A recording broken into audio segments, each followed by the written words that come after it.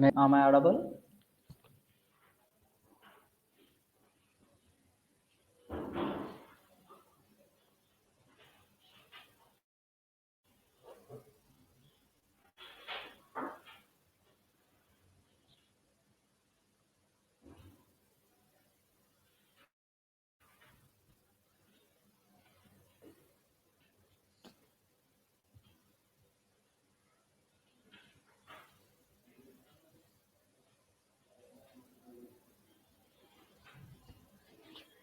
Okay, guys, can you hear me?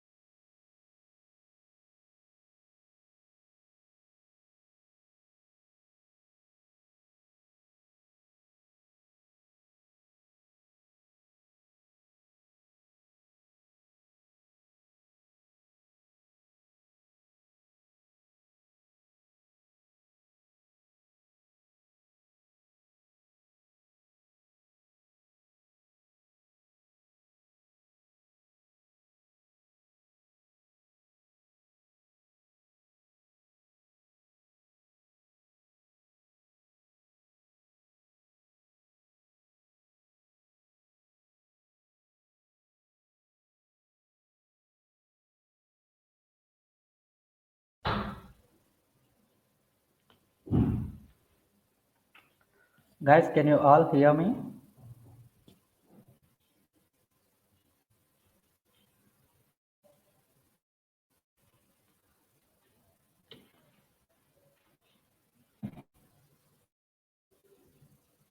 Let me know in the comment section whether am I audible or not. Permission, Soumya. We can begin our session at 6 p.m. sharp. Let's wait for 2 more minutes. Yeah, very good evening.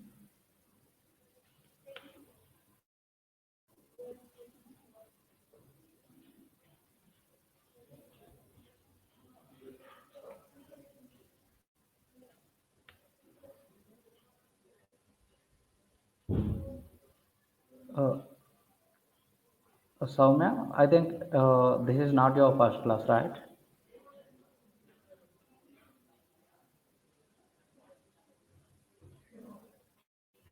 Yes. Okay. Manya, is it your first class?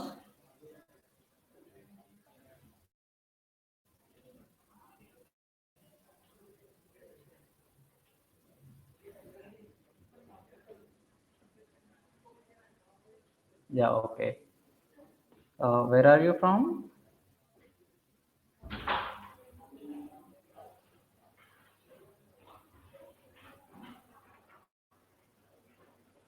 Karnataka. Right. Let's wait for 1 more minute so everyone can join in the session until the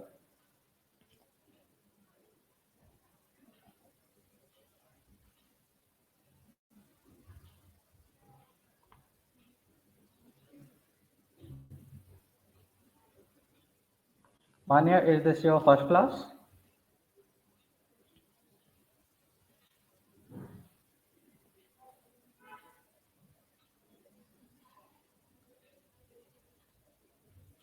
Session.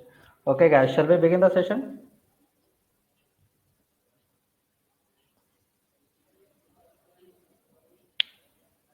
Yes. Yeah, thank you for the confirmation and very good evening all and welcome to this session. This is the first session again. This is the third cycle actually, and a few of you are already attended a few of the classes, and some of you are already attended the session one as well, and some guys uh, started attending the classes in the middle of the course, and few of you are this is your first class. Okay, so this session is going to be about the introduction to the GIE exam. So mostly we are going to cover the pattern of quantitative reasoning and what is the strategy you need to follow. Okay, and we are also going to cover the speed maths because it is very important in every competitive exam, not only the GIE, any competitive exam. Okay, so without wasting the time, let's get into it. The first thing is GI is a standardizer test. So I mean, many of you are taking this test to get the admission for many graduate schools and law schools in the foreign countries. So most of the universities from the US, Canada, and UK, Australia, and many more countries offer the admission into the universities based upon the GI score. So when I say they are offering the admission based upon the GI score, so it's not totally depend upon the GI score. So a few of the universities give the importance for academic profile as well as the GI score, and few of the universities their is different. So they give importance some for other exams like IELTS or TOEFL or anything else. So it totally depends upon the university. So it is advisable to check with your dream university what is their criteria to give the admission, right?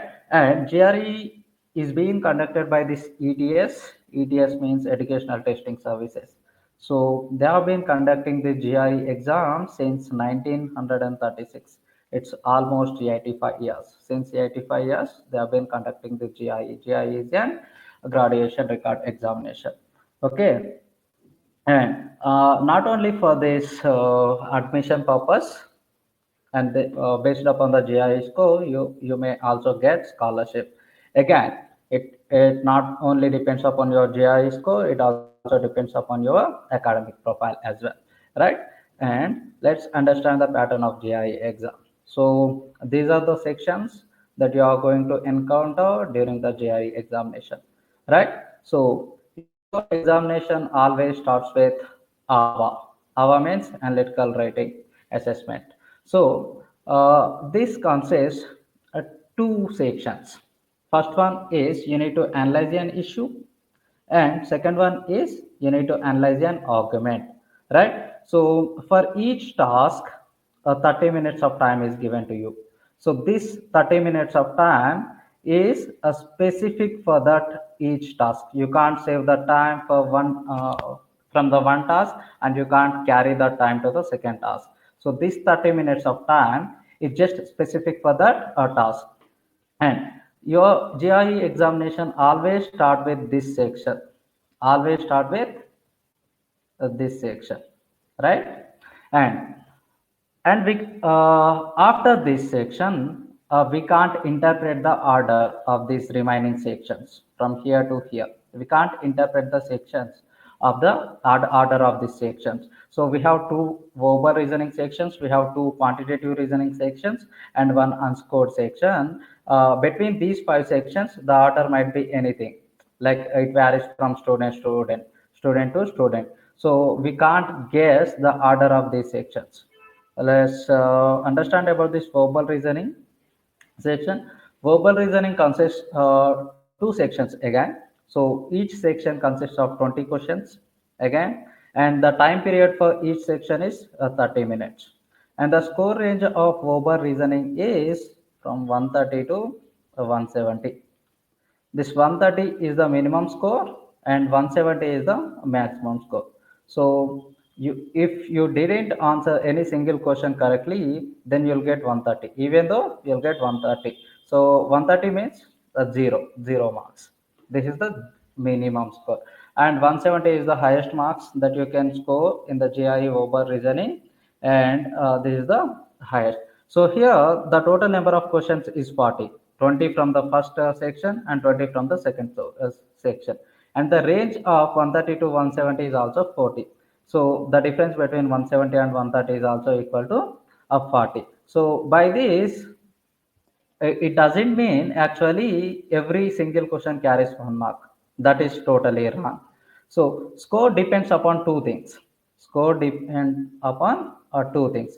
The first one is number of questions that you have attempted correctly, number of questions that you have attempted correctly, and a difficulty level of the question as well. Difficulty level of the question as well. And this score is with 1 point increment. It means you may get 130 or 131, 132, 134. So whatever the score you are going to get is an integer value definitely. So there is no chance to get the score in decimal values like point something, right? Okay, this is always a 1 point increment. You might get 135 or 136, but you don't get 135 point something. And in the similar way, a QR also consists two sections. Each section consists 20 questions. And the major difference between this verbal reasoning section and quantitative reasoning section is a time limit. Here, the time limit is 35 minutes per section. So, totally 20 questions and 35 minutes. Exactly, you'll get 1 minute 45 seconds. 1 minute 45 seconds per a single question. So a time don't doesn't bother you at all, because you'll get enough time to solve the question. In this 1 minute 45 seconds, you need to read the question and you need to understand the question, and you need to solve that and pick that correct answer, and you need to press on that next button to go to the next question. So everything need to be done during this 1 minute 45 seconds. So most of the competitive exams don't even give you this time as well, right? And next one is unscored section. And again here the number of questions is varies. So we can't tell exactly. It varies from person to person, and allotted time is also varies from section from person to person. So here the order of these five sections can't be determined. And here the score is not counted towards your final score. Is that clear? The score, whatever the score you are going to get from this section is not accounted towards your final score. So here the score range is 130 to 170. Here also the score range is 130 to 170. So what is the minimum score here? Minimum score is 260, 130 plus 130, 260. And the maximum score that you can score in the GIE examination is 170 plus 170, that is 340. Between this, you can score in the GIE examination. And here your performance can be measured in the scale of 0 to 6. On the scale of 0 to 6, right? And the last one, the exam is going to be end with this section. This is called research section. Here also, this is also similar to your unscored section. Here questions, the number of questions varies, and for these two sections, questions might be asked from the verbal reasoning, or it can be asked from quantitative reasoning as well. So questions can be asked from either of QR or VR, and allotted time also varies. So this research section is being conducted by this EDR just to research whether this type of questions can be asked in the examination or not. Okay. Any doubts in this one? If you have any doubts in this one, just feel free to let me know in the comment section. And let us understand more about these two sections of quantitative reasoning. So, how the difference is going to be. Okay. So, as I said, you are going to have two sections from the QR, right? Section 1 and section 2. The difficulty level of the section 1 is always moderate, because ETS doesn't know about your intelligence, whether you are a unscored and reasoning research section. Okay, so here unscored section questions might be asked from verbal reasoning or quantitative reasoning. The time period for this unscored section varies. It varies from person to person. So we can't tell the time period for this section exactly. Okay. Whatever the score you are going to score in these two sections cannot count towards your final score. So this is just a dummy section. You can consider this is a dummy section. Okay. So the purpose of this unscored section means actually everyone is not going to get the same question paper. This is GRE is not at all same to all other competitive exams. So most of the competitive exams in India, they'll give one date. On that date, we need to take the exam. But for the GRE exam, you can book a slot whenever you want. So you can take this on that date, right? So every single person is taking this test on the day they wish. Okay, and they are the questions asked is,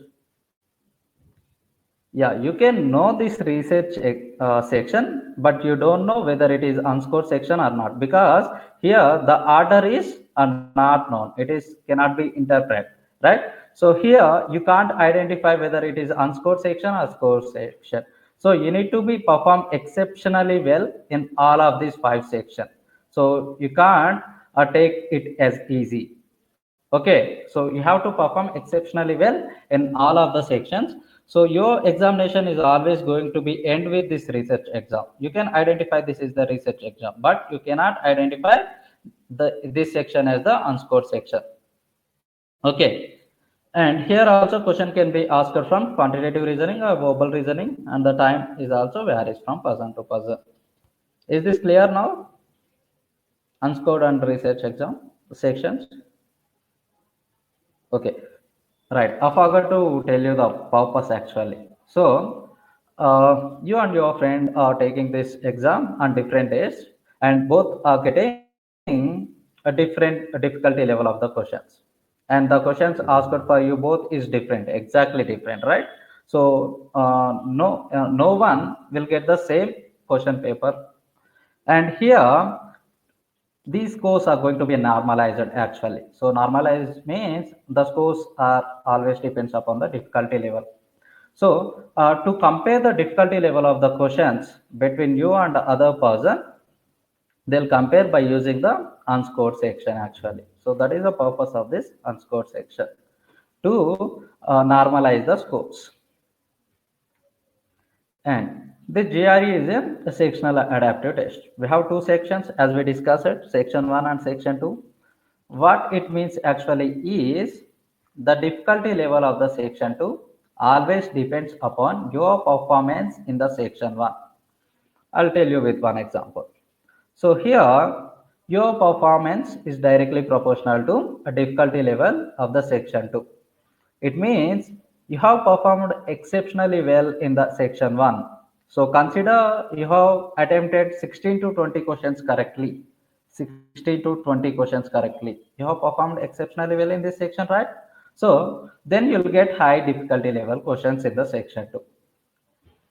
Let's consider you did just average in the section 1. You have just capable to solve 10 to 15 questions in the section 1, and then you'll get medium difficulty level questions in the section 2.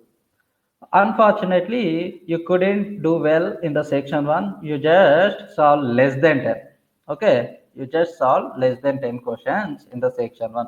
Then you'll get low difficulty questions. So when I say this, some of you might think I intentionally don't perform well in the section 1, so I'll get low difficulty questions in the section 2, so I can answer all the 20 questions correct.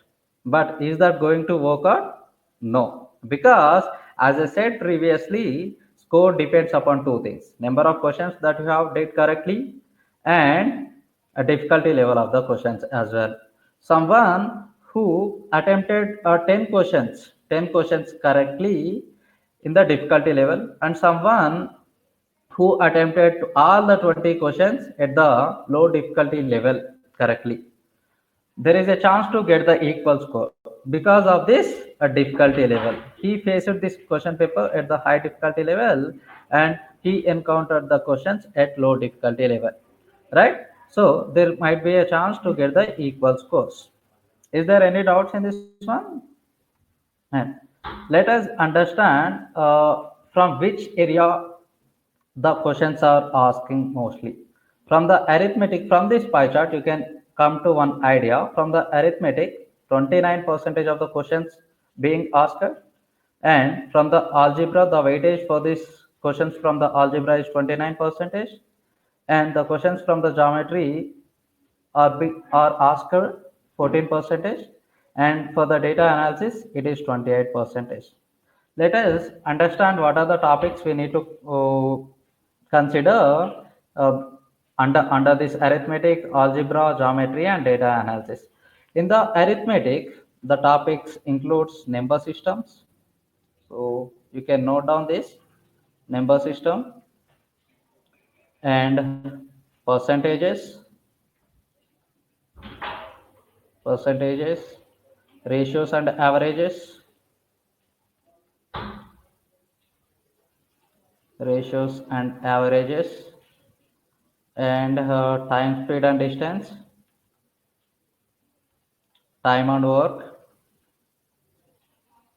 time and work, and progressions as well. Progressions.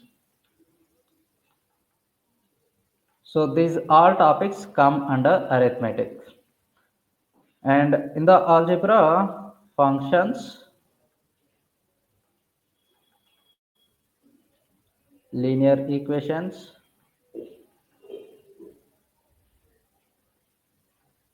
and quadratic equations.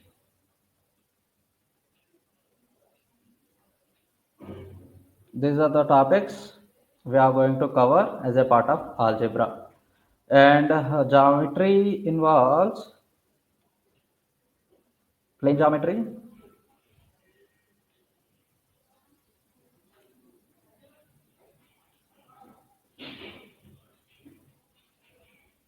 and coordinate geometry,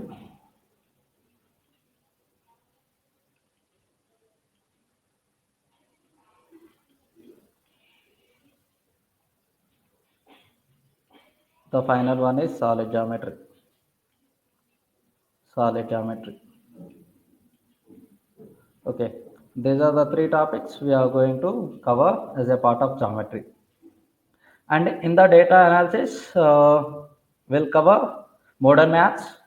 Modern maths, the topics from the modern maths are permutations and combinations, PNC, and probability,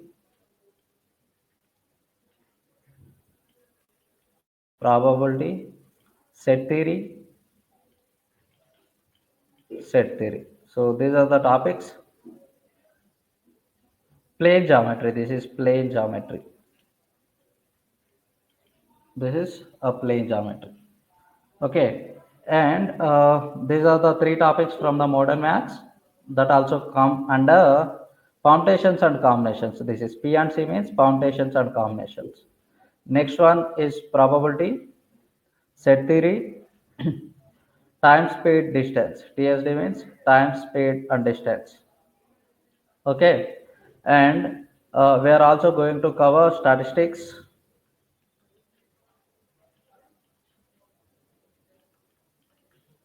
and DI.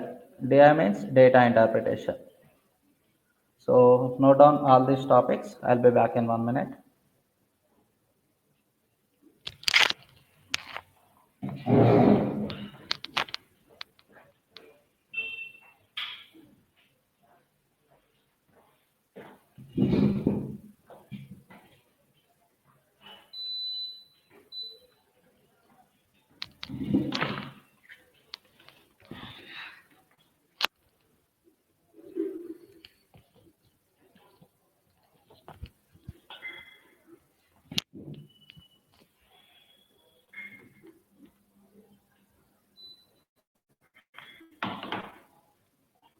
Okay, is this clear? So These are the topics we are going to cover as a part of quantitative reasoning.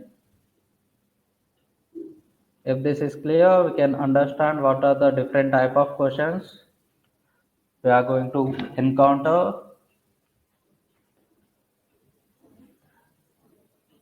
Yeah, linear equations. Linear equations. In the linear equations, will get variables. Quadratic equation also will get variables.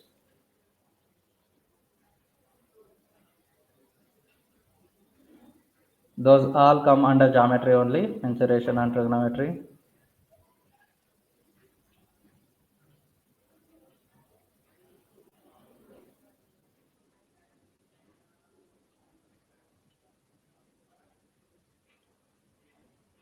Sources are free. So you'll get two books from the ETS website.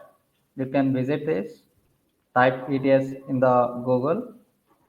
So click on the GIE.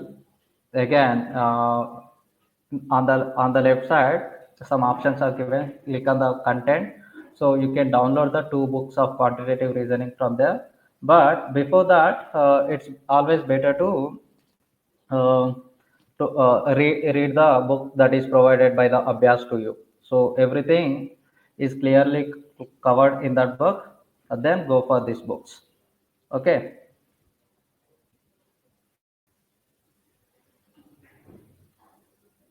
And these are the type of questions that we are going to encounter during the JIE examination. So first one is quantitative comparison questions and multiple choice online calculator will be provided to you.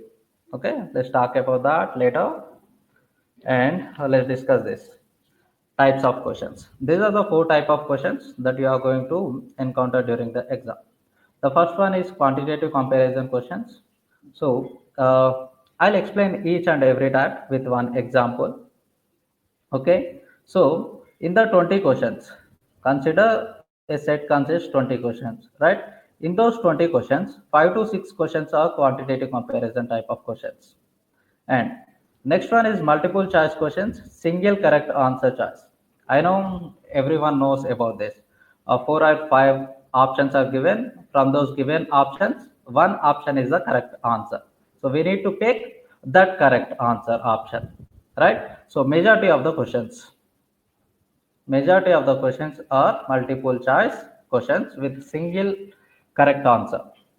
And the next one is multiple choice questions again, but here we have multiple correct answer choices. It means few or six or seven options or four or five options are given to you. In those given options, we have three or four correct answers. I can't tell exactly how many number of the answers are correct. So we need to pick all the correct answers.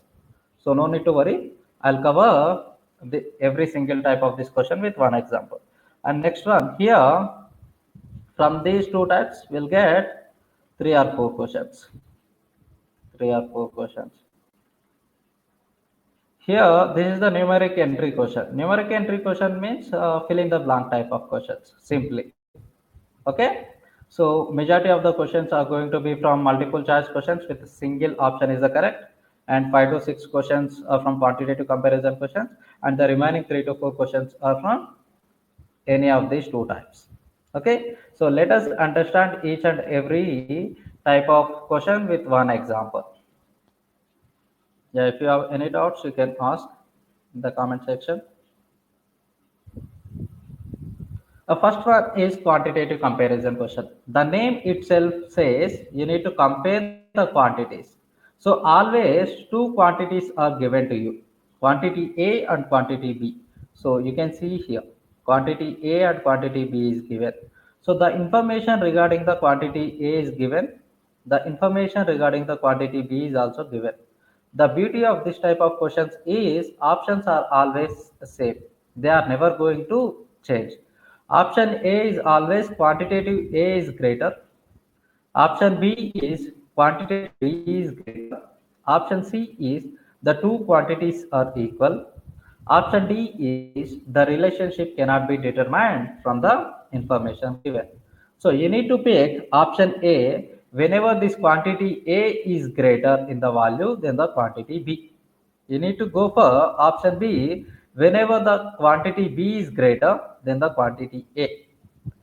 If you think both the quantities are equal, then option C is the correct answer.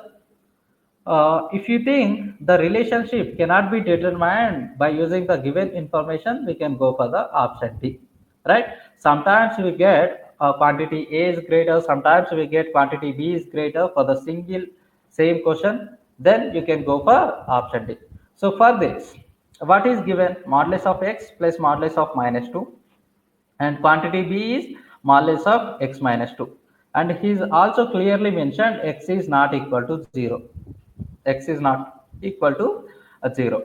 Whenever variables are given in the quantitative comparison type of questions, definitely you need to substitute x is equal to 0 first, and x is equal to positive value, and x is equal to one negative value. Then you can come to one conclusion after this. Okay, but here x is equal to 0 is not possible because he is clearly given x is not equal to 0. So substitute one positive value. Take x is equal to 1. Take x is equal to 1. When x is equal to 1, x is equal to 1. Tell me what is the answer here? This is 1 plus of modulus of minus 2. The sum is equal to what? Everyone, please type your answers in the comment section. 3. 1 plus 2. 1 plus 2, that is equal to 3. Right? Since this is the modulus of 2, inside the modulus, everything is positive. So here, this is x minus 2 inside the modulus. So what is the answer? 1 minus 2. So you'll get modulus of minus 1. This is equal to 1. So when x is equal to 1, what is the conclusion? Quantity A is greater than quantity B, right? And substitute one negative value, x is equal to minus 1. Take x is equal to minus 1. Tell me now what is the result for the quantity A? This is modulus of minus 1 plus modulus of minus 2. Again, this is positive 1, positive 2. So this is equal to 3. And substitute the same here. This is minus 1, minus 2. So what is the answer here? So modulus of negative 3, this is equal to positive 3. So in this case, quantity A is equal to 3, quantity B is also equal to 3. So when x is equal to minus 1, what is the conclusion? A is equal to B. Whenever we are taking positive values, we are getting quantity A is greater. Whenever we are taking negative values, both are equal. So can we come to one conclusion by using these two? Yes, you can come to one conclusion that relationship cannot be determined from the information given, because every time we are not getting the same result. It is changing from the values, changes with respect to the values. It depends upon the signs. Is that clear? So this is the first type of question, quantitative comparison type of question. And this is the second type of question. So multiple choice with only one correct answer, right? So what is given? If 5x plus 32 is equal to 4 minus 2x, what is the value of x, right? So this is a simple linear equation. So find out the value. 5x plus 32 is equal to 4 minus 2x. Bring this negative 2x to this side, so it will become 5x plus 2x, 7x. And bring this 32 to this side, it will become negative 32. 4 minus 32 is minus 28. From this, x is equal to minus 28 over 7. X is equal to minus 4. Minus 4. So x is equal to minus 4. Only one option is the correct answer. Right. So this is the second type of question. Majority of the questions are going to be like this only. And a third one is, which of the following could be the unit digit of 57 power of n, where n is a positive integer, indicate all such digits. So you can identify this type of questions by this statement. Indicate all such digits are choose all the options that are correct. Whenever these statements are given, so you can come to one conclusion. This is the multiple choice question where multiple options are correct in this one, right? So you need to pick all the correct options. If you fail to pick at least one option, then marks are not awarded to you. Okay, so I'll tell you with one example. Here 57 power of n. 57 power of n. So this n is the positive integer, right? So it might be 1, 2, 3 or anything. But we need to find out units digit. Units digit. Units digit only depends upon the units digit only. Only depends on the units digit only. So there is no importance for the tens place or the hundreds place or the thousands place. So units digit always depends upon this units digit only, right? So whether it is 57 or 67, 77, 87 or 107, the answer is a same because units digit depends upon only units digit, right? So you can write this as 7 power of n, 7 power of n. So this is the question from the cyclicity concept from the number system. Okay. So no need to worry a lot about the concept. First, I'll ask you a few questions. So try to answer for that. What is 7 power of 1? 7. What is 7 square? 49. Not 7 into 2, that is 7 square. 7 into 7. Okay, 7 square is equal to 7 into 7, not 7 into 2. So this is 49. 49. So what is the unit digit in this 49? Unit digit 9. Good. What is the 7 cube? 49.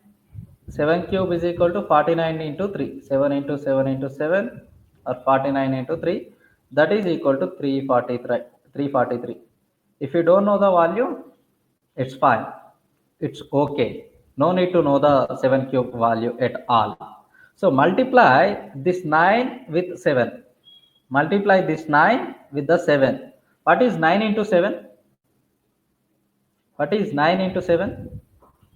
63. What is the unit digit in the 63? What is the unit digit in the 63? 3. What is the unit digit in the 343? 3. So both are equal. You can multiply this unit digit with the 7 to get the next unit digit, right? So unit digit here is 3. Again 7 power of 4 value. Don't need to know the 7 power of 4 value. Multiply this 3 with 7. So 3 into 7. What is 3 into 7? 21. So no need to know the 7 power of 4 value. Actually, I also don't know the 7 power of 4 value. But I know whenever I multiply 3 with 7, that is equal to 21. From that 21, what is the unit place?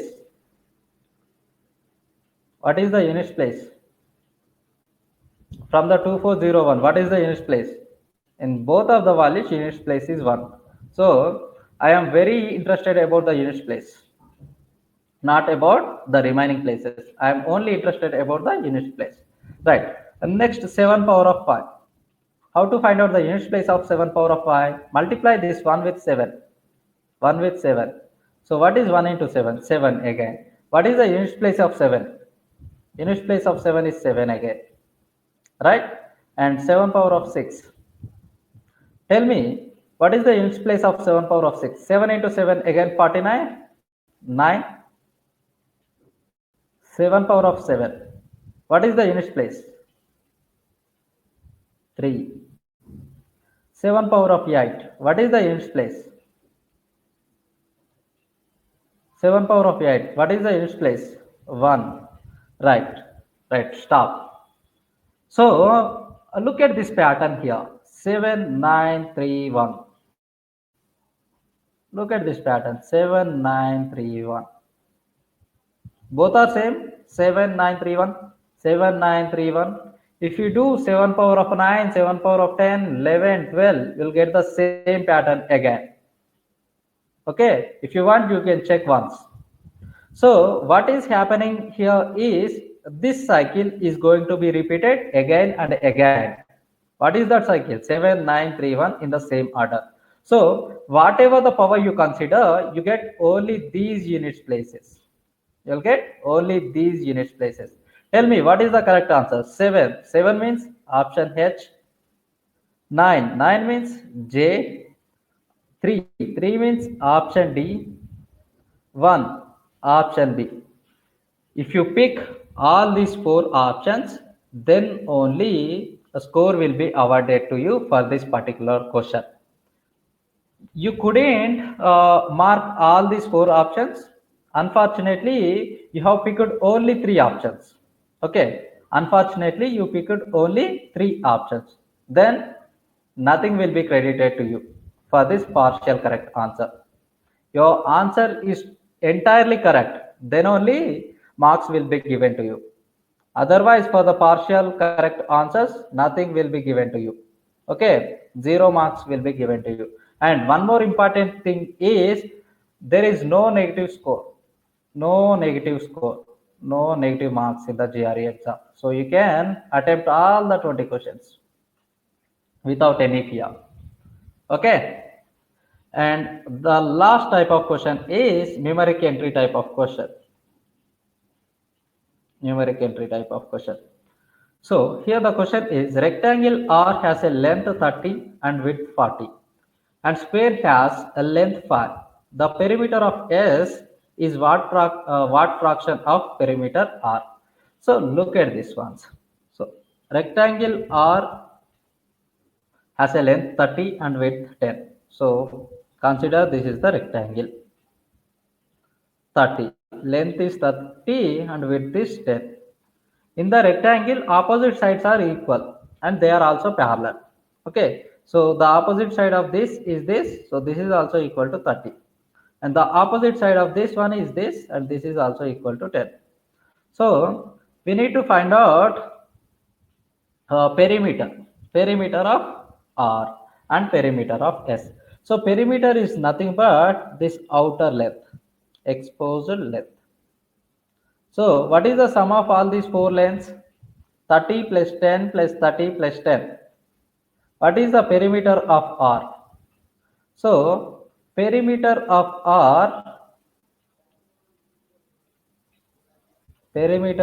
R is equal to 10 plus 30 plus 10 plus 30 again. That is equal to 80.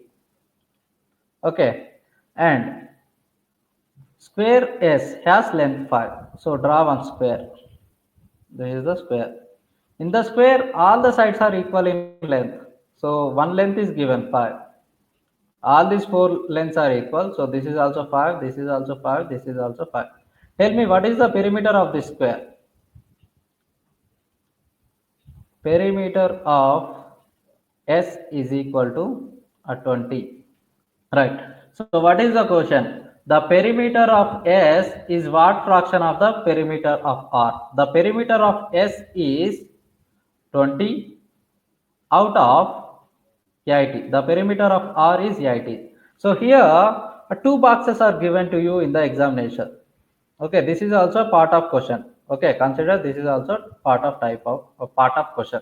So two boxes are given. So in the first box, a type 20 virtual calculator will be provided to you during the examination. By using that keyboard, virtual keyboard, you can type a 20 here and 80 here. Otherwise, you can do calculations 1 by 4. 1 by 4 also can be typed here. For both the answers, it is considered as a correct answer only. 20 by 80 or 1 by 4. Both are treated as correct answer only. Is this clear? Any doubts in this one? All right.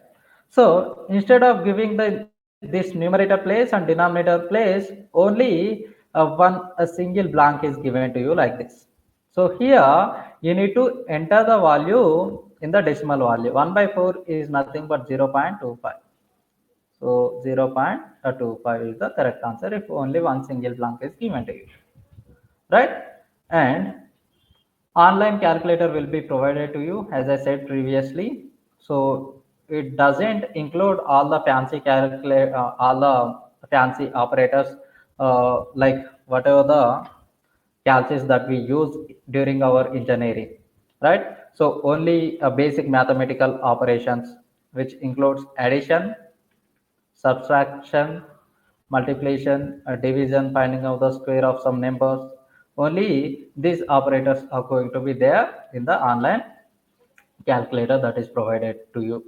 Okay, so you can use this calculator whenever there is a difficult type of multiplication or divisions or etc. like that. If you feel it is a difficult, it is killing your time, then you can go for the online calculator. But in the ETS website, it is clearly mentioned that 90 to 95 percentage of the problems from the quantitative reasoning, 90 to 95 percentage of the problems doesn't need calculator, doesn't need calculator at all. So only 5 to 10 percentage of the questions requires calculator for the simplification. At the time you can use that calculator, but we are habituated to some things like that. So whenever a calculator is given to you for a simple additions also, we'll check in the calculator.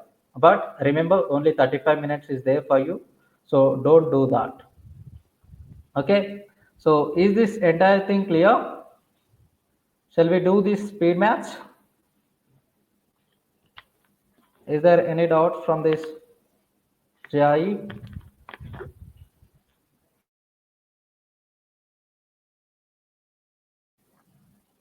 Shall we get into the speed maths topic? Anyone, please respond.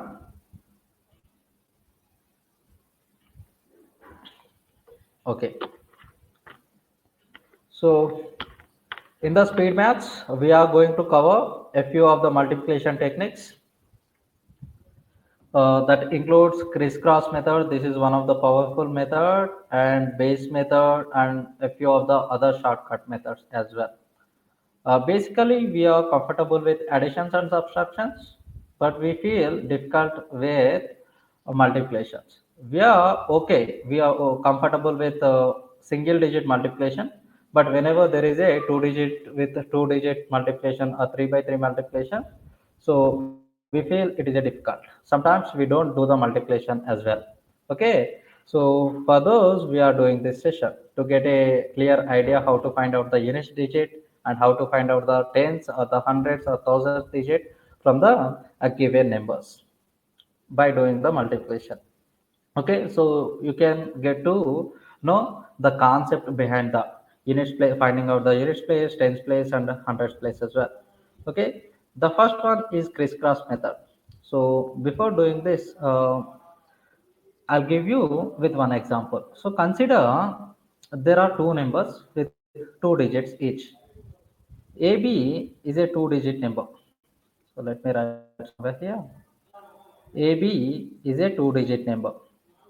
And here B is the units place, A is the tens place. Is that clear? So consider 27. 7 is the units place, 2 is the tens place. So here B is the units place, A is the tens place. In the similar way, we have another number that is CD.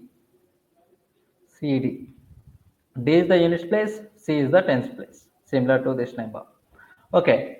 Then, so this is units place means 10 power of 0. Tens place means 10 power of 1. In the similar way, this is also 10 power of 0, this is 10 power of 1. So, what is the maximum number that we are going to get when we multiply two two-digit numbers? The highest place here is tens place. What is the highest place here? Again, it is tens place. Whenever you multiply two highest places, then you'll get the highest digit. So here 10 power of 1, here it is 10 power of 1. So 10 power of 1, 10 power of 1. What is 10 power of 1 into 10 power of 1? Everyone please respond in the comment section.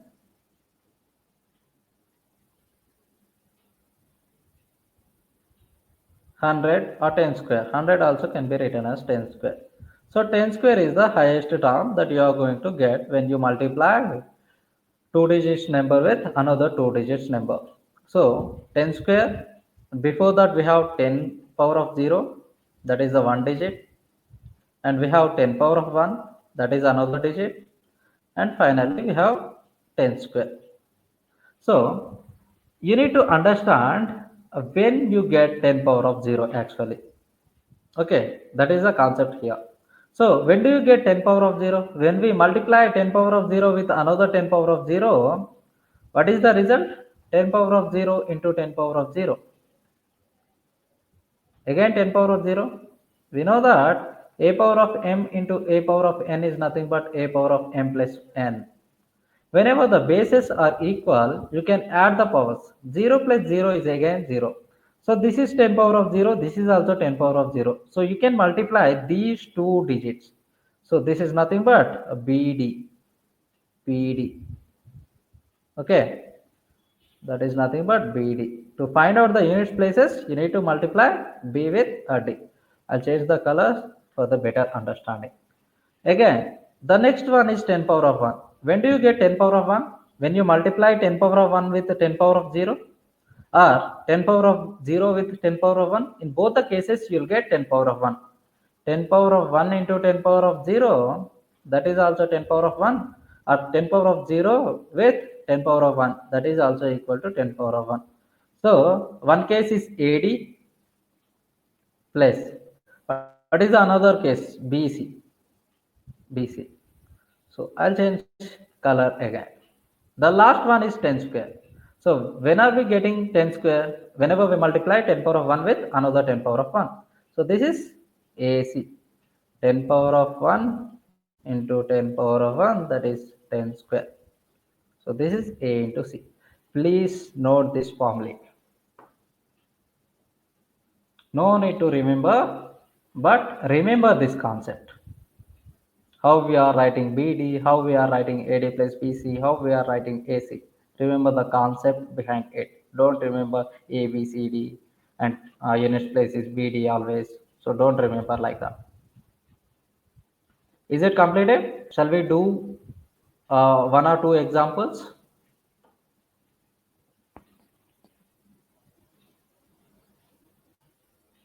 Yes, yes. Here, look at this number. I'll erase this before that. Look at these numbers. 38 into 59. So 38 and 59. Yeah, another thing is this consists only one digit. It also consists only one digit. If you get more than one digits, you need to carry that to the forward, carry backward. So I'll tell you with one example. If consider this is a typical addition, 15 plus 17. What is 15 plus 5 plus 7? 12. So what you do? You'll write 12 here only. No, you write only 2 here, and 1 is the carry. 1 is the carry. In the similar way, whenever you get two digit number, write down the last digit here, and the tens place is the carry that need to be added to the next term. Is that clear? So you'll get a clear idea with one example. 38 to 59. Tell me, what is the units place? What is the units place? 8 into 9. First thing you need to do is 8 into 9. What is 8 into 9? 72. 7 is the carry, write down 2. 7 is the carry, write down 2. Okay. The next one is cross multiplication. Simply 8 into 5 is 40. 9 into 3 is 27. So 40 plus 27, 67. 67 plus we have 7 carry. What is 67 plus 7?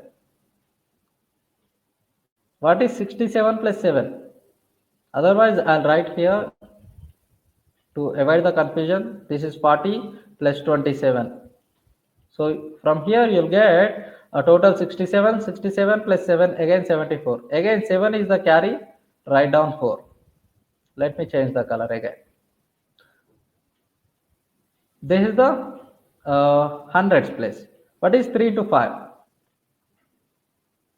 15. 3 into 5 is 15. And you have 7 carry. 15 plus 7, 22. 22. So this is your final answer. 2242 is the answer of 38 into 59. Since this is the first time for you, you are doing like this. But whenever there is a 2 by 2 multiplication, try to do orally. So try to do all these calculations on your mind. So uh, with practice, it is possible. You can improve your accuracy as well as speed. Okay. So let's do this. 42 into 66. 42 into 66. How to find out the nth digit? 2 into 6, 12, 12. What is the next step? Cross. Cross multiplication. This is 12, this is 24. Right? 12 plus 24 is 36 plus 1, 37. 1 is carry, 37. So write down 7. What is the next step? Finding out the hundreds place. So 4 into 6 is 24. 24 plus 3 is 27. 2772 is the answer for 42 into 66. Yeah. Let me know if you have doubts in this one. Is this concept clear to you all? Doing this 2 by 2 multiplication. Is there any doubts in this one? Okay. If this is clear, do these two calculations 17 into 74 and 89 into 23 by using the same method and let me know the answer in the comment section. 17 into 74. Do the same thing.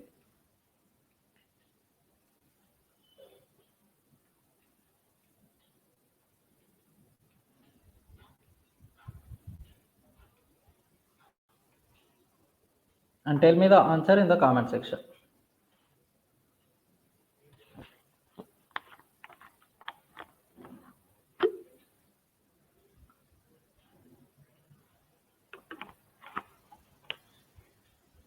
Third 1258. Very good. Try to solve the fourth one.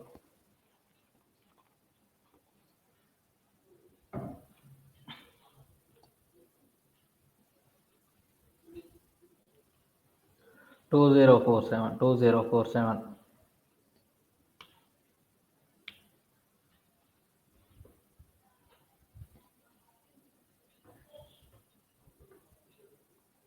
Okay. If you have any doubts in this one, just feel free to let me know in the comment section.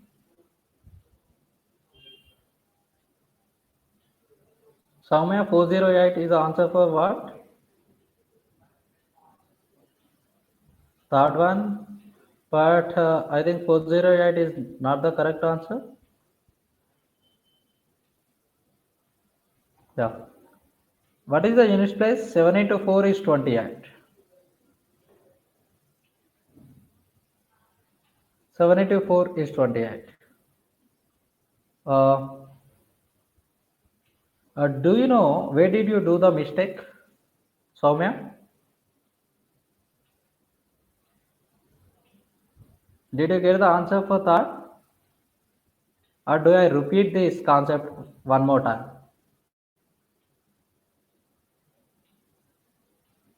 Should I repeat the concept one more time?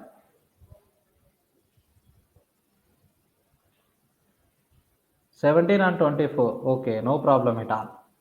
If you have any doubts in the concepts, just let me know. Right. Okay, then that's fine. Yeah, try to solve this fifth and sixth. This is the last.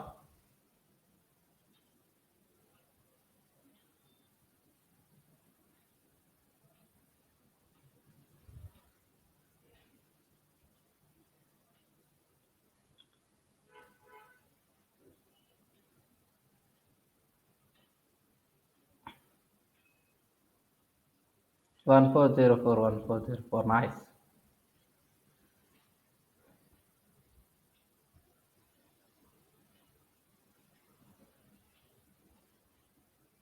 Sixth, 1825.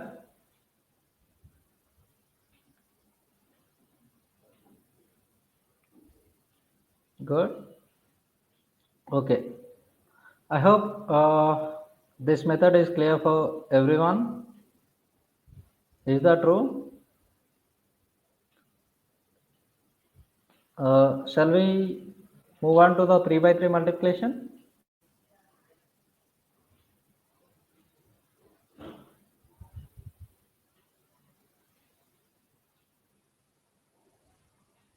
Okay.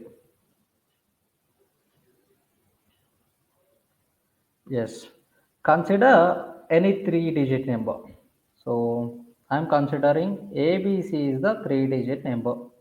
C is the units place, 10 is the tens, B is the tens place, A is the hundreds place, and D, E, F is another three-digit number. F is units place, tens place, hundreds place. So units place is 10 power of 0, tens place is 10 power of 1, and hundreds place is a 10 square. Okay. Then, what is the maximum number that we are going to get? When you multiply the greatest place with another greatest place, you'll get the maximum number. So this is 10 square is the greatest place here. Here also that is 10 square. So 10 square into 10 square. What is 10 square into 10 square? 10 power of 4. 10 power of 4. So here we'll get 10, before the 10 power of 4 we'll have 10 power of 0, 10 power of 1, and 10 square, 10 cube, and a 10 power of 4 finally. So here we have 5 terms. 5 terms. So how we are going to get this each and every term is similar to the previous 2 by 2 multiplication. So here choose for 10 power of 0. First, when do you get 10 power of 0? This is also, consider this is the 2 by 2 multiplication with BC and EF. BC and EF. So CF, CF. So you can write this as CF. So this box is completed. Consider in the similar way, this is the 2 by 2 multiplication. Tell me, when do you get 10 power of 1?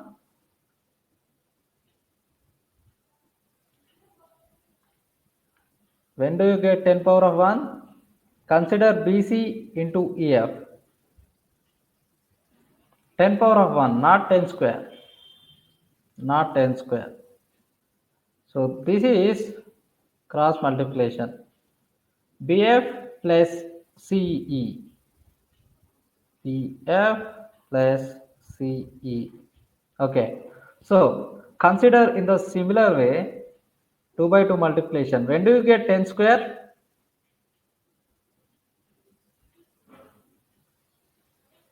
BE.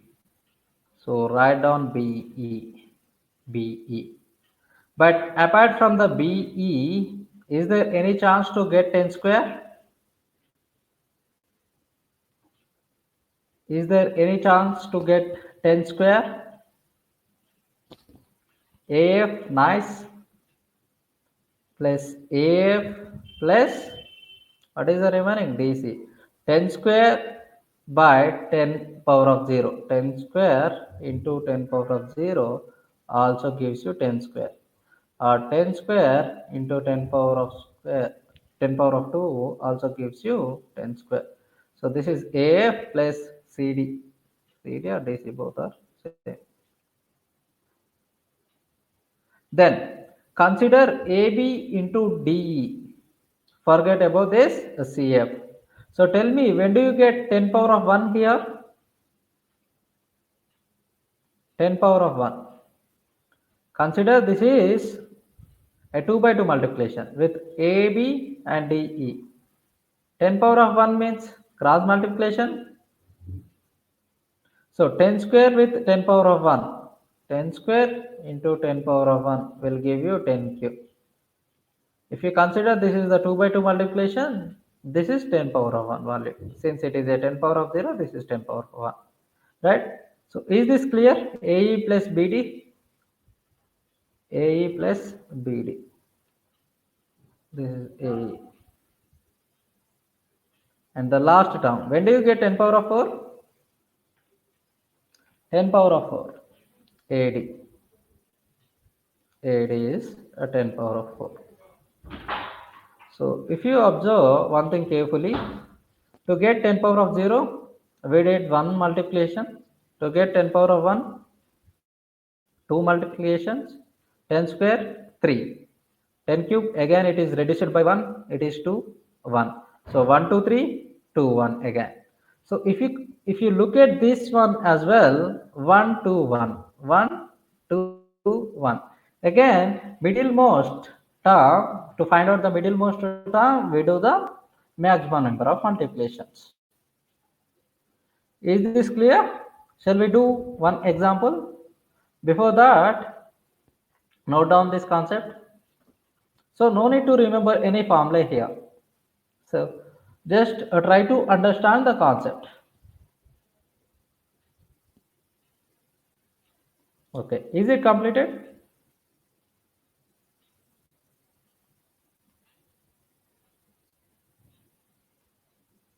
Right. So look at this one. 858 into 163 is given.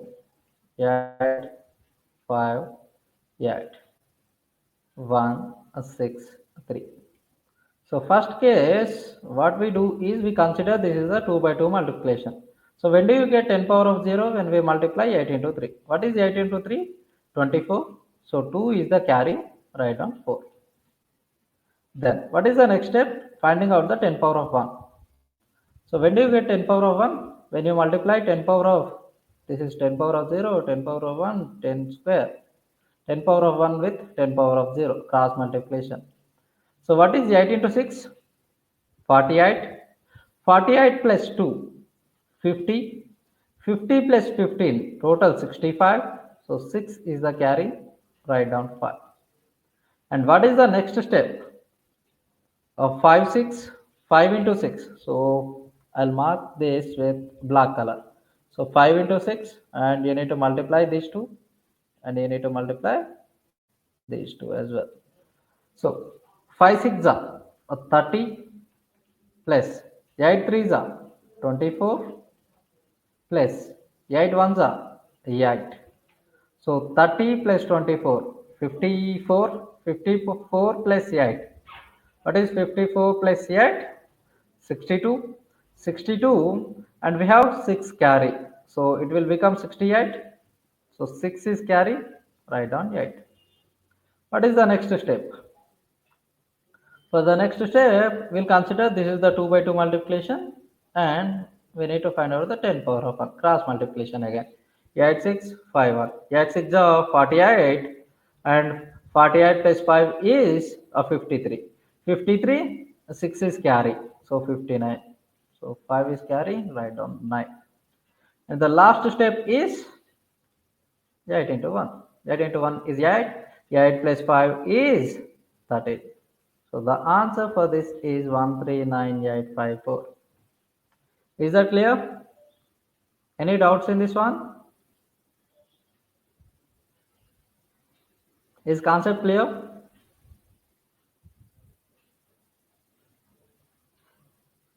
Let me know whether it is clear or not.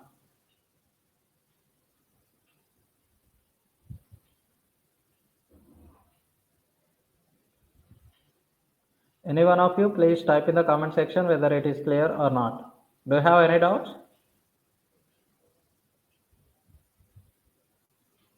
Guys, are you there?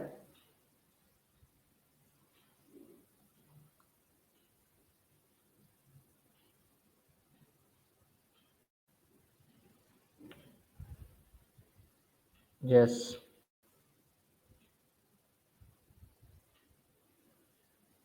Here, in place of 5,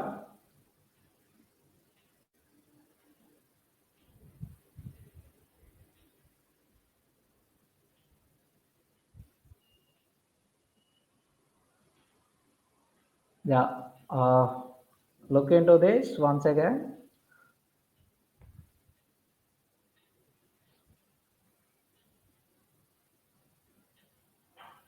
I think this one, to find out the 10 power of square, 10 square. Yes.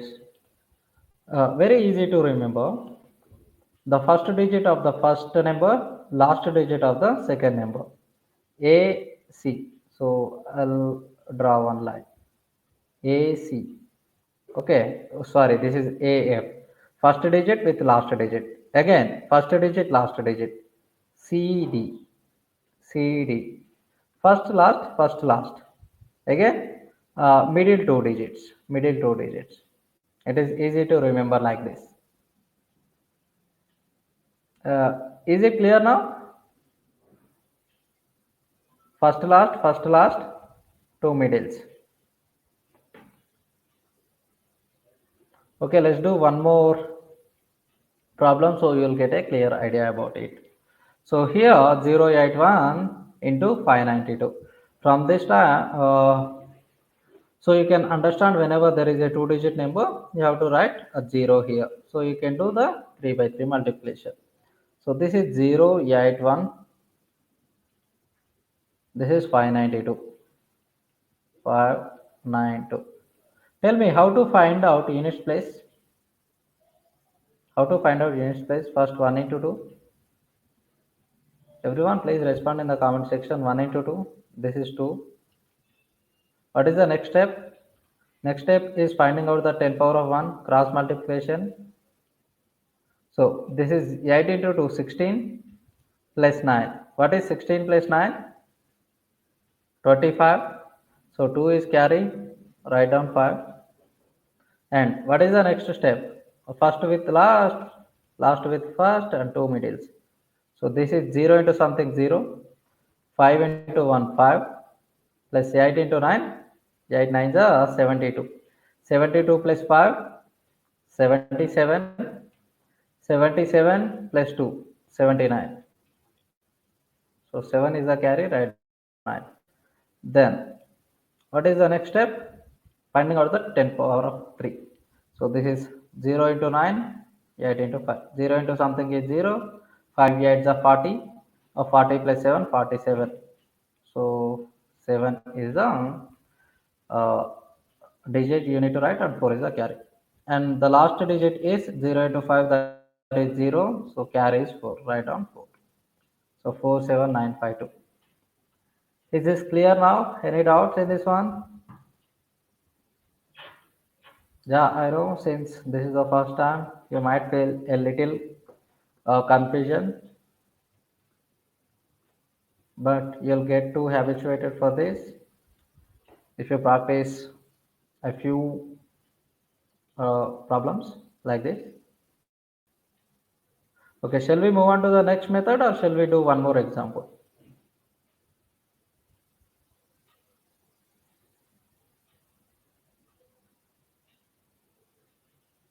Guys, respond anything in the comment section. How do I know?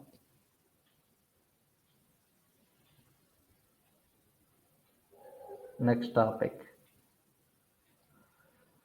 Okay, the next one is base method. Okay, so this base method we use whenever two digits, two numbers are close to 10 power of n. Whenever two numbers are close to 10 power of n, we use this method. This 10 power of n is nothing but base. That's why we are calling this as a base method. So tell me, what is 10 power of 1? A 10. What is 10 square? This is easy method. So you can relax. Okay. So this is 100. What is 10 cube? 1000. What is 10 power of 4? 10,000. Whenever two numbers are close to 10, or whenever two numbers are close to 100, or whenever two numbers are close to 1000 or 10,000, you can use this method. Right? So first number is 10 power of n plus or minus a. So this a is nothing but how much it is away from this 10 power of n. 10 power of n is the base, and 4 represents how long it is from 10 power of n. And 10 power of n plus or minus b is the second number. This is the first number, this is the second number. So in this process we have three terms. First one is 1, second is a plus b, third is a into b, ab, three terms, right? So this term consists exactly n digits, or simply number of zeros in that base. Number of zeros is 2, number of zeros is 3 here, number of zeros is 4 here, number of zeros is 0. So this n is nothing but number of zeros, number of zeros. So n digits. For these two terms, definitely they need to have n digits, right? So I'll tell you one example with this. So consider this is 107, consider this is 105. So 107 can be written as 100 plus 7, 105 can be written as 100 plus 5, right? So write 1 as it is. What is a plus b? A is the 7, b is 5. What is a plus b? Guys, if you don't respond in the comment section, I can't do anything actually.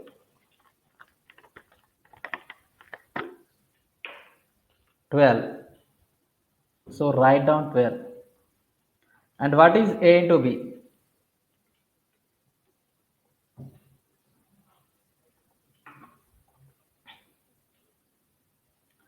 7 into 5, 35. 35. Right? So, how many digits should this term need to have? N digits. N digits is nothing but number of zeros. Number of zeros is 2. Here also 2 digits are there. It's okay. Again, number of zeros is 2. Again, this term already had 2 digits. So, no problem at all. So, what is the answer? 1, 1, 2, 3, 5 is the answer. This is the answer, final answer for this multiplication. Okay. And what you need to do here, whenever you are getting less than n digits, is you need to replace with zeros. Instead of 35, if you get only 5, you got only 5 instead of this 35. So at that time, you have to replace this 5 with 0, 5. 5, 0, 5, both are same, right? So you have to write a zeros in front of the value, whatever the value that you got. And if you get more digits than the required, then you can carry forward, carry backward. Okay, you can carry backward.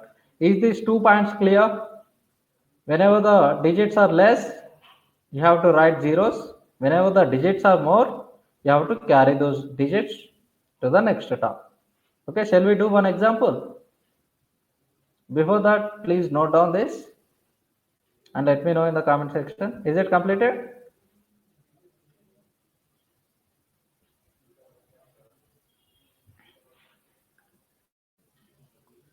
Yes.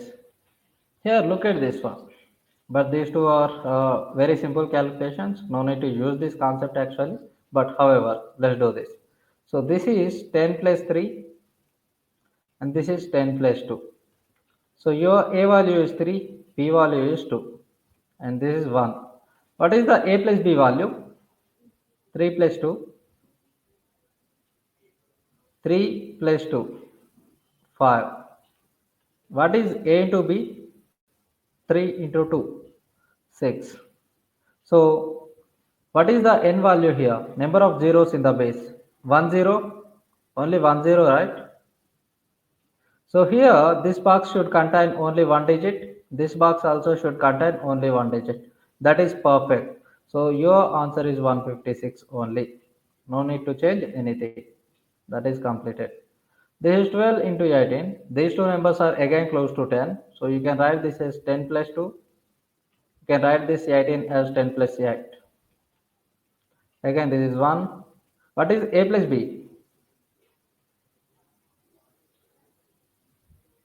10. 10. What is A into B? 16. 16. This is 16, 10, 1. But how many zeros are there in the base value?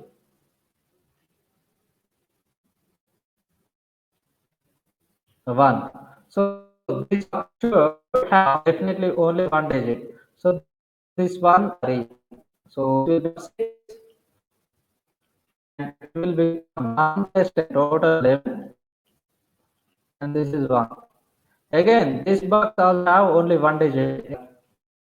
One is carry. This is 6. This is 1. And 1 plus 1, total 2. 260. Is everyone facing the same issue? Is my voice clear or not?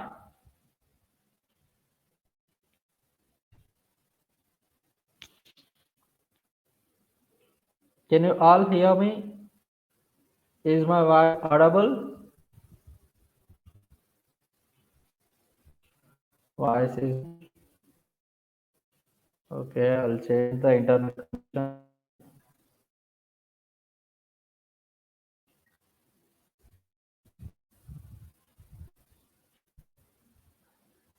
Wait for 1 minute. I'll change the internet connection.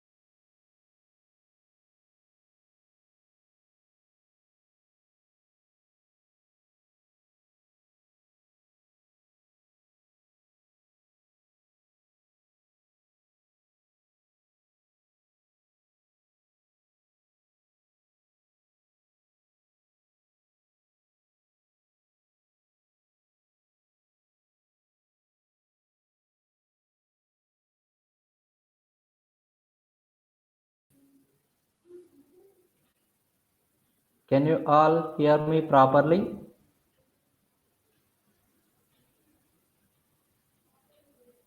Or is it still breaking?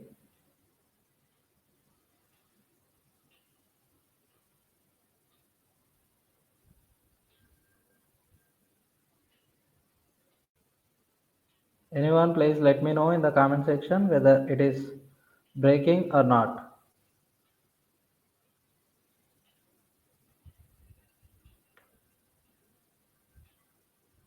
It's fine now. Okay. Right. Is this clear? 22nd question.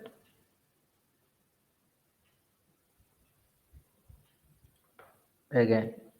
Right. I think everyone is okay with this. 1, 10, 16. This 10 is nothing but a plus b.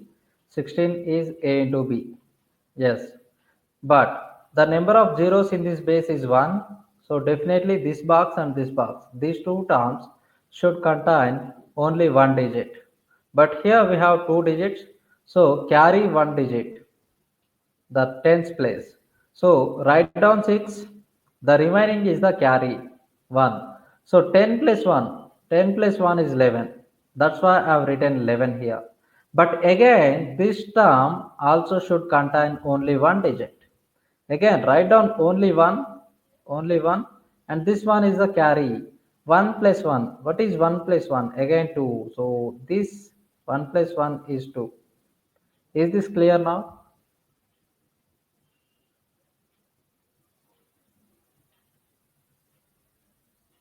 This is 6 as it is. Okay, let's move on to the next one. 97 into 98, 96 into 107. Before doing this, let's do this. 102, 103 into 102, 108 into 106. Tell me the answer for this question. So you can write this as 100 plus 3, and you can write this 102 as 100 plus 2. So this is 1. What is a plus b? What is a plus b?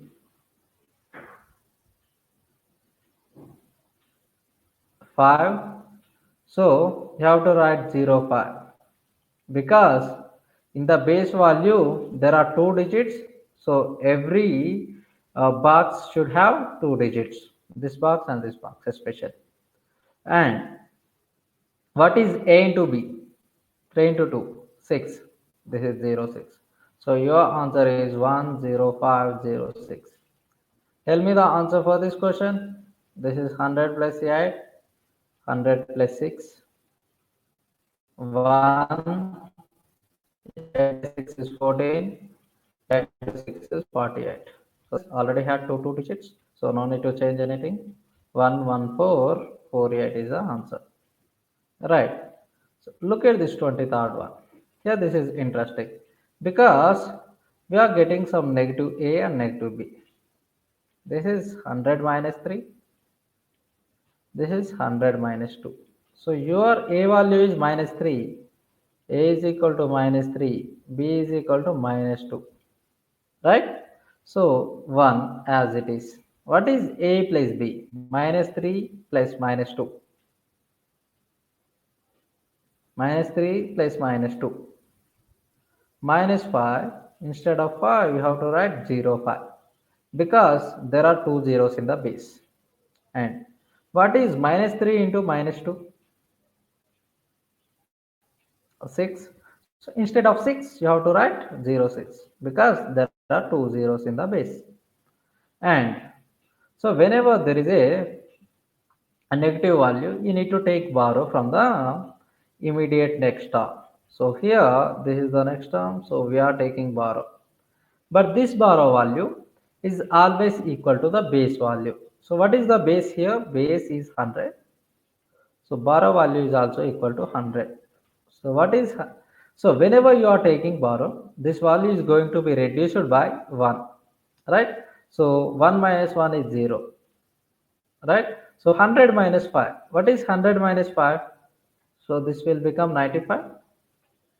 So your final answer is 9506. Any doubts in this one? Any doubts in this one? This is like a typical subtraction, like borrowing the value.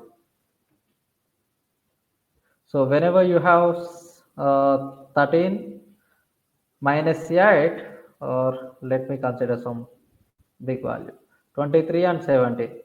So what you do here, you will take borrow. So it will become 10 plus 3, 13. 13 minus 7 is 6. So you write down 6. And this value is going to be reduced by 1. So 1 minus 1 is 0. So 0, 6. You do this for the subtraction. So in the similar way, whenever you are giving borrow, this value is going to be reduced by 1. By using that concept, here this value is reduced by 1. So 1 minus 1 is 0 and 100 minus 5. But this borrow value is not equal to 10 always. This borrow value is equal to the base value here. Is that clear? And here, this is 100 minus 4. This is 100 plus 7. 1. What is A plus B? What is A plus B? Plus 3.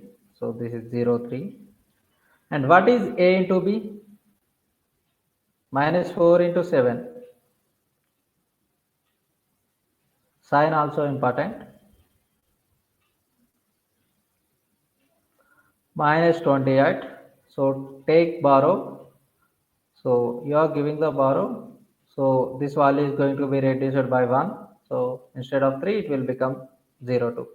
So this is 1, this is 0, 2, and 100 minus 28 is 72. 72. So your answer is 10272. Okay, is it clear? So you can do this as well. Tell me the answer for 27th one. Here the base value is 1000. 1000 plus 9, this is plus 7. So 1. What is A plus B?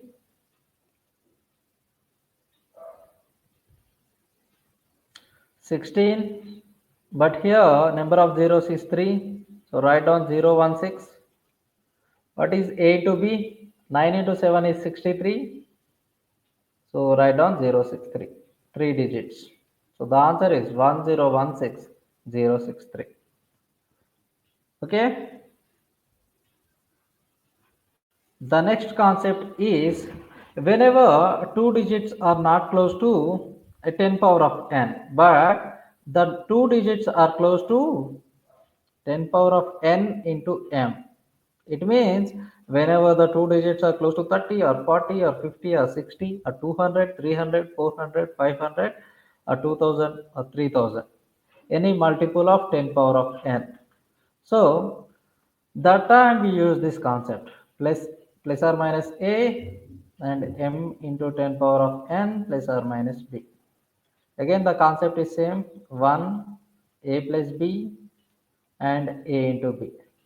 But the only extra that we do here is we multiply this with m power of 0. We multiply this term with m power of 1. We multiply this term with m square. So note down this.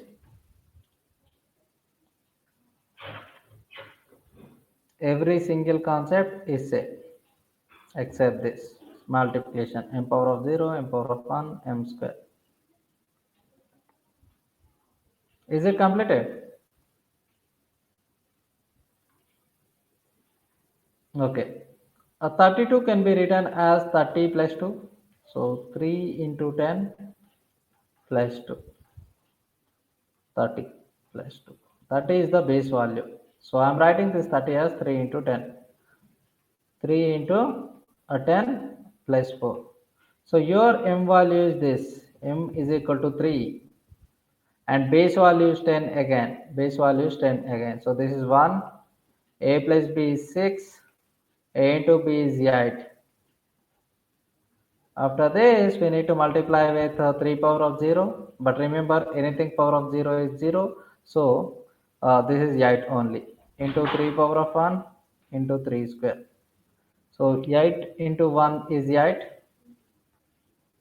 6 into 3 is 18. 1 into 3 square is a 9. So this is 9. Right? So this one is a carry. Because a base value is 10, you have to write only one digit in each box. Here the number of digits is 2, so you need to take this as carry, right? So this is 8, 8, 9 plus 1 is 10, 10, Okay, is this clear? Please note it down. I'll be back in 1 minute.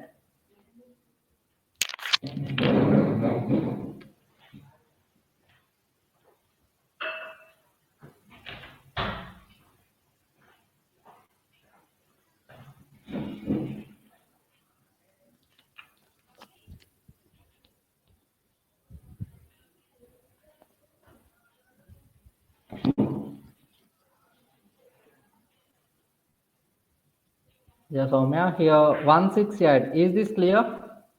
168? Yes. Then the multiplication of these three terms with 3 power of 0, 3 power of 1 and 3 square respectively. Is this clear? 8 into 3 power of 0 value is 1 only. So 8 into 3 power of 0 is 8 only. 3 power of 0 is equal to 1. 3 power of 1 is 3 only. 3 square is equal to 9. Okay. So 6 into 3 is 18. 1 into 9 is 9. So here the number of digits is 2. That's why we are sending this one to the next digit. So 9 plus 1 is 10. I'm writing 8 as it is. Let's do this. 24 into 28. You can take this as a homework and do this. 42 into 48. So you can write this 4 into 10 plus 2. 4 into 10 plus 8. So A value is 2, B value is 8. Right? This is 1. A plus B is 10. A into B is 16. But since we have M, we need to multiply it with 4 power of 0. But remember, anything power of 0 is always equal to 1. So write this as it is. This is 4 power of 1. This is 4 square. 4 square is nothing but 16. So these numbers will become 16. 10 into 4 is 40. This is 4 square is 16. So, but we know we have to write only one digit from these two boxes, right? Because the base value is 10, Here we have only 1 0 in the base value. So carry it. So it will become 41. Again, carry this 4. It will become 20. So the answer is 20. Unit digit from here is 1. Unit digit from here is 6. 2016. Is this clear? But for any 2 by 2 multiplication, it's better to go for the crisscross method because that is easier than this one. These are again 2 by 2 multiplications you can do at home. Yeah, let's do this. 202 into 203. So here, what is the base? 100 is the base. 2 into 100, 200 plus 2 plus 3. A value is 2, B value is 3. 1. A plus B is 5. So instead of 5, write 0, 5 because number of zeros is 2 here. 2 into 3 is 6. Instead of 6, write down 0, 6 again. Again, number of zeros is 0 in this place. That's why I've written 0, 5, 0, 6. After this, we need to multiply with m value. M value is 2 here. 2 power of 0, 2 power of 1, 2 square. So it will become 0, 6 and 2 into 5 is 10. 2 square is 4. So what is the answer? 4 10 0 6 is your answer. Okay. You can do this later. 304 into 306. Let's do this. This is 2 into 100 minus 2. 2 into 100, this is plus 5. So A value is minus 2, B value is plus 5. So 1, A plus B is 0, 3, A into B is minus 10. Again, problem is not completed yet. You need to multiply with a 2 power of 0, 2 power of 1, a 2 square. So it will become, this is minus 10, this is 0, 6, and this is 4. So what you need to do? Here there is a negative value. You have to take borrow. So borrow value is always equal to base value, only 100, not 200. This is 100. Okay, so this value is reduced by 1, so 6 will become 5. So 100 minus 10 will become 90. So the answer is 40590. 40590. Okay, so base method squaring. So this number you can consider this is 18 into 18. You can consider this is 42 into 42. You can apply the base method here again. This can be written as 10 plus 8 plus 8. This can be written as 4 into 10 plus 2 plus 2. Right? By using that method, you can find out the squares of these two numbers. Right? You can do this after the class. Squares everywhere. And this is interesting technique. 33 into 37 and very easy to do. It hardly takes 3 or 4 seconds. That's it. First I'll explain this. Whenever there is a number called AB and AC, here B and C are the unit places. So when B plus C is equal to 10, sum of the unit places of these two numbers is 10. And whatever the remaining number is same in both the numbers. Remaining number is same. Then only we can apply this concept. The concept is very easy. We have two boxes or two terms. First one is B into C, and second box is, this is the first box, second box is A into A plus 1. Right? This box always consists only 2 digits. This box always consists 2 digits. Right? So A into A plus 1. A plus 1 is next number of A simply. If A value is equal to 4, A plus 1 is 5. If A value is 5, A plus 1 is 6. If A value is 6, A plus 1 is 7. That's it. If A value is 12, A plus 1 is 13. The next number of A is A plus 1. Okay. So let's do this. Here 3 plus 7 is equal to 10 units place, and the remaining number is same. So we can go for that. So first, what is the concept? We need to multiply units place with another units place. What is 3 into 7? 21. What is the next number of 3? Next number of 3 is 4. What is 3 into 4? because we need to multiply a with a plus 1, right? So 3 into 4 is 12. So your answer is 1221. How is this technique? Tell me the answer for this question. 6 into 4, 24. The next number of 4 is 5. So 4 into 5 is 20. 2024 is the answer here. Is it easy or not? Look at this. 2 into 8 is 16. The next number of 5 is 6. 5 into 6, 30. So 30, 16. Here, 3 into 7 is 21. The next number 7. 7 into 6 is 42. So 42, 21 is the answer. It hardly takes 3 or 4 seconds. You can complete this calculation within 2 seconds of time. Right? So this is also same. So this is 9 into 1 is 9. But I told you already this last box should contain 2 digits. That's why I've written 09. And the next number of 9 is 10. 9 into 10, 90. 90, 09. And here 2 plus 8, again 10. 11, 11 is the same number. So 8 into 2 is 16. And the next number of 11 is 12. So 12 into 11 is 132. So the answer is 132, 16. Next, we are going to see the multiplication technique of 11 as well. Okay, I think this one is clear. We can go for the next topic. Yeah, this is also same like the previous one. 45 square, any number which is ending with 5. Any number which is ending with 5. So it is very easy to find out the squares of those numbers. So 45 square, yeah, this number ended with 5. 75 square, this number ended with 5. So you can write this 45 square is nothing but 45 into 45. Sum of the units digit is 10 and the remaining number is same. So you can apply the previous concept. 5 into 5, 25. The next number of 4 is 5. So 4 into 5, 20. Here also, last two, this is 75 into 75. Units place into units place is 25. The next number of 7 is 8. 8 into 7 is a 56. 56, 25. 95 square. This is 95 into 95. Always last two digits is equal to 25 for any number ending with 95. The space of any number which is ending with 5, 25. And the next number of 9 is 10. 10 into 9 is 90. So 90, 25. Here 25. The next number of 10 is 11. 11 into 10, 110. 25 again. The next number of 12 is 13.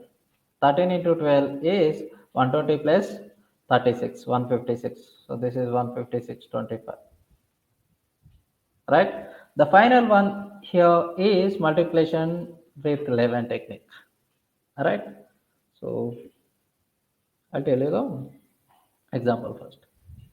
So consider A, B, C, D as a 4-digit number that is multiplied with 11. So first write down the units digit as it is, D. Next, add this digit with the preceded digit.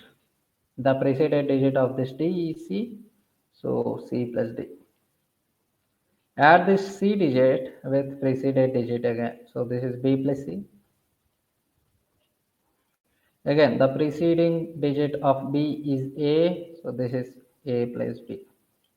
What is the preceding digit of A? Nothing. Nothing is there, so only A. Only A. So remember, last digit, first digit. We write only single digits. Remaining all sum of 2, sum of 2, sum of 2. So we always add this digit with the preceding digit. D plus C, C plus B, B plus A, lastly A only. Is this clear? So please note down, I'll give you 10 seconds of time for this.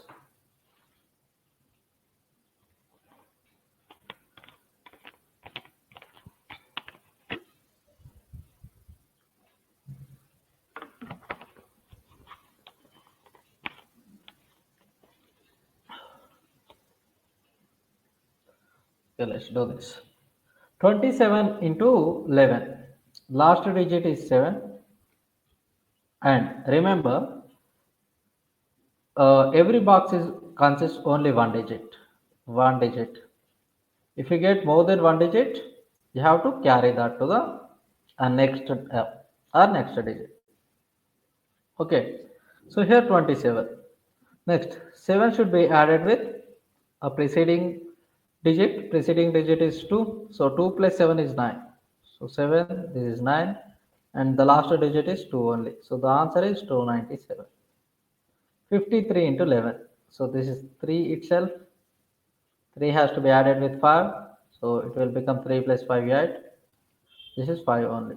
So 583. Okay. Tell me the answer for this one. This is 9. And 9 plus 6 is 15. Lastly 6 only. So here we have two digits. Carry this 1. So 9, this is 5. 1 plus 6 is 7. 1 plus 6 is 7. 84 into 11. So 4. 8 plus 4 is 12. And 8. So carry this one. So 2, 4. 8 plus 1 is 9. 8 plus 1 is 9. 924 is answer. Look at this. This is 5. 5 plus 3 is 8. 3 plus 4, 7. And last digit 4 only. Here also. This is 7. 7 plus 4, 11. 4 plus 2, 6. And 2. But here I have two digits. So carry this. 7, 1. And 1 plus 6 is 7, 2. 2717 is the answer. Yeah, in the similar way, you can do these two as well. So what is the answer for 937 into 11? So 7 is the last digit. 7 plus 3 is the 10. And 3 plus 9 is 12. Lastly 9. So here 12 plus 1 will become 13. And again carry this one. It will become 10. So this is 7. From here you'll get 0. From here you'll get 3. 9 plus 1 is 10. So 10307. Here this is very easy. 4. 4 plus 3 is 7. 3 plus 2 5. 2 plus 1 3. 1. Lastly. Right? Is there any doubts from this session? If you have any doubts from this session, from this entire session, feel free to ask me. Otherwise, we can end this session.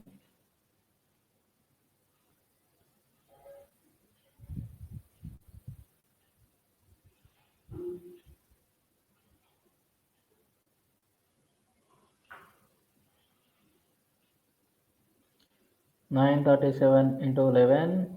Okay. Yes. Write down 7 as it is. The preceding digit of 7 is 3. So 7 plus 3 is 10. The preceding digit of 3 is 9. 9 into 9 plus 3 is 12. And lastly 9. But we know that we have to write only one digit. So I've written 1, 7. This is very clear. I've written units digit from here again 0. This 1, sorry, in place we got 2 digit. Yes. So whenever you get two digits, carry this, carry this extra digit to the next term. So here I am taking this one to the next digit, next term actually, right? So 12 plus 1 will become 13. 12 plus 1 will become 13, right? Again, here also I am getting two digits. Write down only 3 here, and this one is carry again. So 9 plus 1 is 10. Okay, in the last box, we may get more than one digit as well.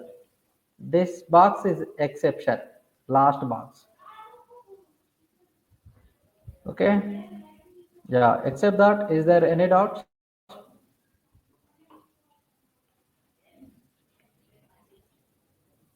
Is everything clear?